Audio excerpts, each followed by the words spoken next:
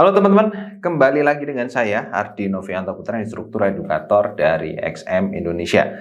Nah, di video kali ini saya mau bahas mengenai liquidity void. Mungkin kata ini agak asing ya buat teman-teman karena masih jarang juga dibahas di trading forex. Nah, pernah nggak sih teman-teman itu melihat ada market yang tiba-tiba itu bisa langsung naik tinggi ataupun bisa langsung terjun dan cukup dalam waktu yang tiba-tiba.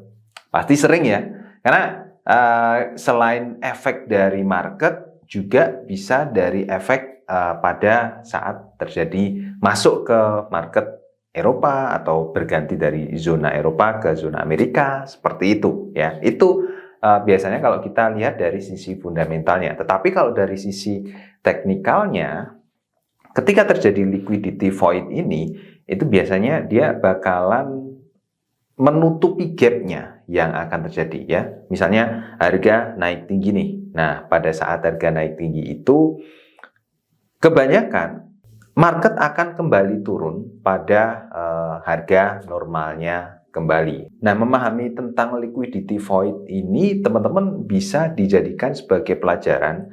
Pada saat munculnya liquidity void, apa yang harus teman-teman lakukan? Dan teman-teman bisa memanfaatkan pada saat harga itu berusaha untuk menutupi gapnya. Tetapi tidak semua jenis dari liquidity void ini bakal menutupi dari gapnya ya. Ada beberapa jenis dari liquidity void ini. Yang pertama itu adalah liquidity void umum atau common liquidity void ya. Kemudian ada exhaust liquidity void atau kekosongan yang terjadi pada saat akhir dari tren ya, dan kemudian tren itu mulai kehilangan kekuatannya, akhirnya harga itu mulai bergejolak pada saat itu.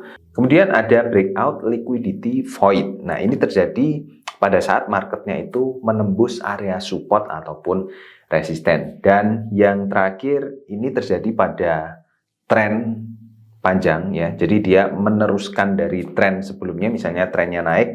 Nah, ini muncul liquidity void yang naik atau muncul market yang naik secara tiba-tiba seperti itu, ataupun sebaliknya ya, pada tren turun juga bisa. Namanya runaway liquidity void. Nah, untuk lebih jelasnya mungkin saya bahas satu-satu. Yang pertama itu common liquidity ya.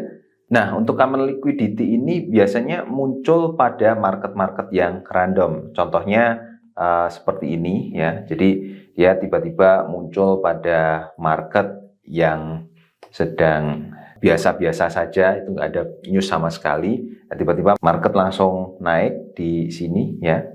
Nah, kemudian gapnya itu langsung tertutup di sini ya. Jadi dari awal kenaikan ini market langsung tertutup oleh gap sebelumnya. Liquidity void umum ini biasanya terjadi pada perpindahan-perpindahan zona waktu.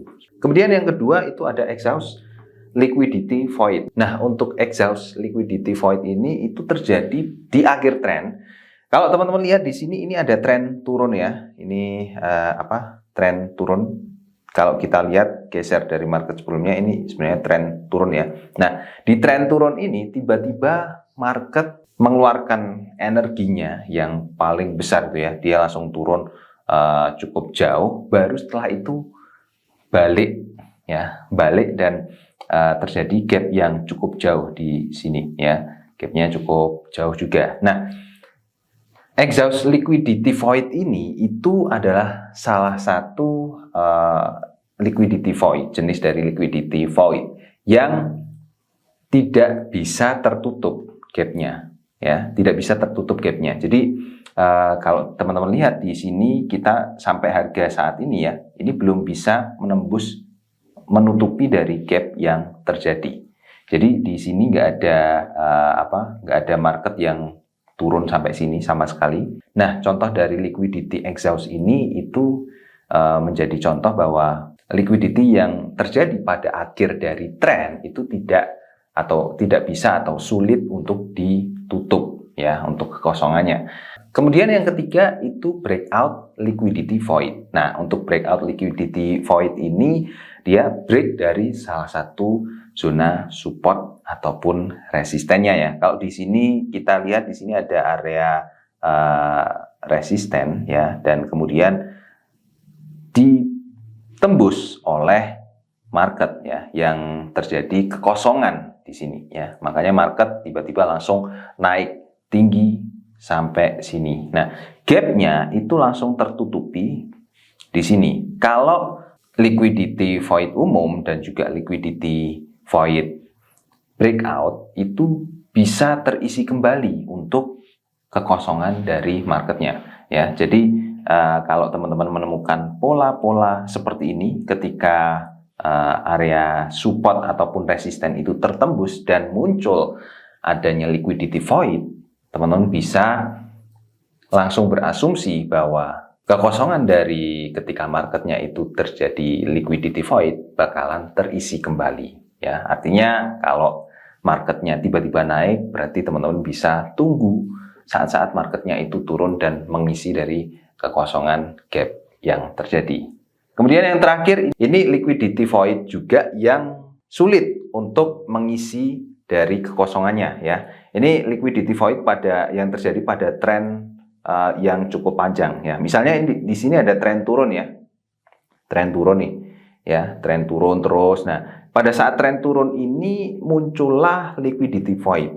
Nah, ini bahkan 2 kali munculnya ya. Di sini kalau kita lihat dia nggak bisa sangat sulit sekali untuk menutup dari gap yang terjadi di sini. Nggak ada market yang yang menutup liquidity void pada saat terjadi runaway liquidity ini ya. Runaway liquidity void ini ya.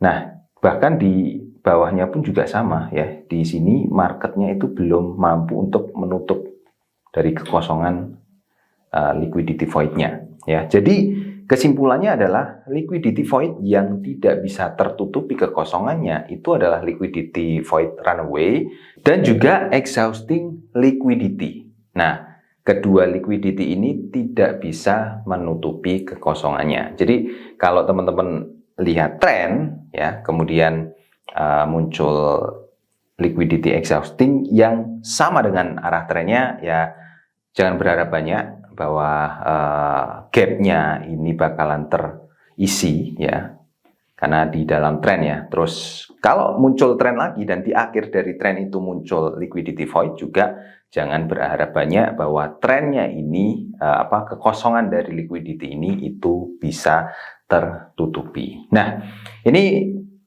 kesimpulan dari video ini, kita bisa belajar dari liquidity void ini bahwa sebenarnya ketika market itu terjadi gejolak yang cukup tinggi, ada kekosongan harga yang membuat market itu bergerak secara tiba-tiba dan membuat liquidity void ini muncul ya. Dan pada saat liquidity void ini muncul, tentunya peluang yang teman-teman dapatkan adalah volatilitas harga yang tinggi yang bisa teman-teman dapatkan di situ. Oke, gitu saja teman-teman untuk video sharing singkat saya di video kali ini. Semoga bermanfaat.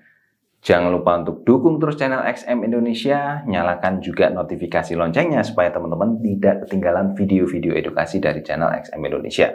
Saya Hadi Novianto Putra, sampai ketemu di video selanjutnya. Bye-bye.